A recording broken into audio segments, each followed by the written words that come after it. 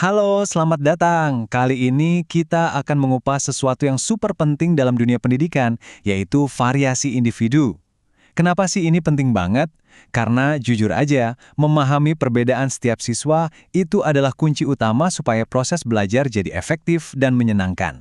Pernah nggak sih Anda mikir, entah sebagai guru, orang tua, atau mungkin pas kita jadi murid dulu, kenapa ya di kelas yang sama, gurunya sama, pelajarannya sama, tapi kok ada anak yang kayaknya langsung klik, sementara yang lain butuh usaha ekstra buat paham? Nah, jawabannya itu ada di satu konsep kunci, variasi individu. Ini bukan sekedar beda biasa loh, ini adalah spektrum kompleks yang bikin cara kita menyerap ilmu itu unik banget. Biar lebih jelas, yuk kita bedah 3 lapisan utamanya. Oke, kita mulai dari lapisan pertama. Sesuatu yang sering banget kita dengar tapi mungkin pemahaman kita masih agak keliru, kecerdasan. Kita akan lihat bareng-bareng gimana pandangan modern membongkar total pemahaman lama tentang ini. Selama ini kan, kita sering banget mikir kalau kecerdasan itu cuma satu hal aja yang bisa diukur pakai angka. Ada tes IQ, keluar skornya, dan seolah-olah skor itu jadi penentu segalanya, mendefinisikan seluruh potensi otak seseorang. Kaku banget ya? Tapi pertanyaannya, emang sesederhana itu? Ternyata, nggak sama sekali. Para ahli psikologi sekarang setuju kalau pandangan itu terlalu sempit. Cuma mengandalkan satu angka itu artinya kita melewatkan begitu banyak kehebatan lain yang dimiliki manusia. Jadi yuk kita lihat gambaran yang jauh lebih besar. Coba deh lihat daftar di layar ini. Menurut teori keren dari Howard Gardner, kecerdasan itu bukan cuma satu, tapi ada 8 jenis. Ada yang jago merangkai kata-kata, ada yang jago logika dan angka, ada yang jago memahami ruang. Bahkan ada kecerdasan buat musik, gerak tubuh, sampai memahami orang lain dan diri sendiri.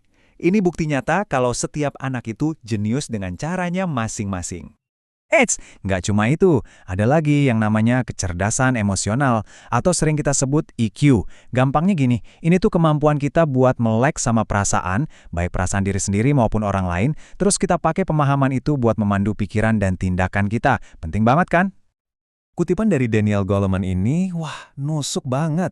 Pada akhirnya, di dunia nyata, kemampuan kita buat bergaul, berempati, dan ngatur emosi itu seringkali jauh lebih menentukan kesuksesan daripada sekedar skor IQ yang tinggi. Jadi jelas ya, kecerdasan itu punya banyak banget wajah. Oke, dari kecerdasan, sekarang kita geser ke topik kedua yang juga pasti sering Anda dengar, dan lumayan jadi perdebatan, gaya belajar. Benar nggak sih konsep ini seampuh yang kita kira? Yuk kita telusuri bareng. Anda pasti akrab banget kan sama istilah ini? Oh, aku tuh tipe visual, belajarnya harus lihat gambar. Atau, anakku tuh kinestetik, nggak bisa diem. Idenya setiap orang punya cara belajar paling jitu buat mereka. Tapi pertanyaannya ya, ini beneran fakta atau jangan-jangan cuma mitos populer? Nah, disinilah perdebatannya mulai panas. Idenya kedengarannya logis banget.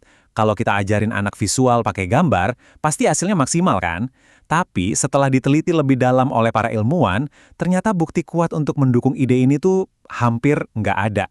Mencocokkan gaya mengajar dengan gaya belajar siswa ternyata nggak menjamin hasil yang lebih baik. Jadi, kesimpulannya gimana dong? Dunia pendidikan modern sekarang mulai bergeser. Daripada sibuk ngasih label ke siswa, kamu visual, kamu auditori. Fokusnya sekarang adalah strategi mengajar mana sih yang terbukti efektif untuk semua tipe siswa? Kuncinya itu variasi dan fleksibilitas, bukan memasukkan orang ke dalam kotak-kotak. Oke, kita masuk ke lapisan ketiga, lapisan yang paling dalam dan mendasar, kepribadian dan temperamen. Ini tuh semacam cetak biru bawaan yang membentuk cara kita merespons dunia sejak kita lahir. Jadi gini, sebelum kepribadian kita yang kompleks terbentuk, ada dasarnya dulu, namanya temperamen. Ini adalah gaya bawaan kita. Ibaratnya, kalau kepribadian itu sebuah rumah, nah temperamen ini adalah pondasinya. Dia yang menentukan apakah kita cenderung tenang, gampang bereaksi, atau butuh waktu buat pemanasan. Para peneliti umumnya menemukan 3 tipe dasar temperamen ini. Coba kita lihat tabelnya. Ada anak yang mudah, yang biasanya ceria dan gampang adaptasi. Lalu ada anak yang sulit, yang lebih sensitif dan butuh banget konsistensi. Terakhir, ada anak yang lambat menghangat. Dia ini tipe pengamat yang butuh waktu dulu sebelum merasa nyaman. Tapi ingat ya, ini bukan buat ngasih label baik atau buruk, tapi buat bantu kita paham cara terbaik mendekati mereka. Oke, kita udah ngebahas 3 teori besar, kecerdasan majemuk, pro kontra gaya belajar, dan temperamen. Pertanyaan paling pentingnya sekarang, terus gimana? Gimana caranya kita menerapkan semua ilmu ini dalam praktek nyata di kelas atau di rumah? Ini adalah poin paling penting dari semua pembahasan kita hari ini. Tujuan kita belajar semua ini bukan untuk melabeli siswa. Oh, dia kinestetik. Oh, dia temperamennya sulit. Sama sekali bukan. Justru sebaliknya, ini adalah alat bantu kacamata baru untuk melihat setiap siswa secara utuh dengan lebih banyak empati. Dari situlah kita bisa menyusun strategi yang tepat. Jadi, langkah praktisnya apa aja? Simpelnya, ada 4. Pertama, amati. Kenali setiap siswa secara personal. Kedua, tawarkan variasi. Jangan pakai satu cara mengajar aja, cobalah berbagai metode. Ketiga, jadilah fleksibel. Kalau satu cara nggak berhasil, ya jangan ragu coba cara lain. Dan yang terakhir yang paling powerful, bangun empati. Pakai semua pengetahuan ini untuk benar-benar terkoneksi sama mereka.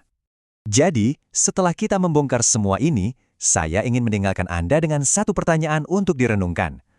Setelah sadar kalau setiap orang itu adalah pembelajar yang super unik, apa nih yang bakal Anda ubah dari cara Anda mengajar, mendidik anak, atau bahkan cara Anda belajar sendiri?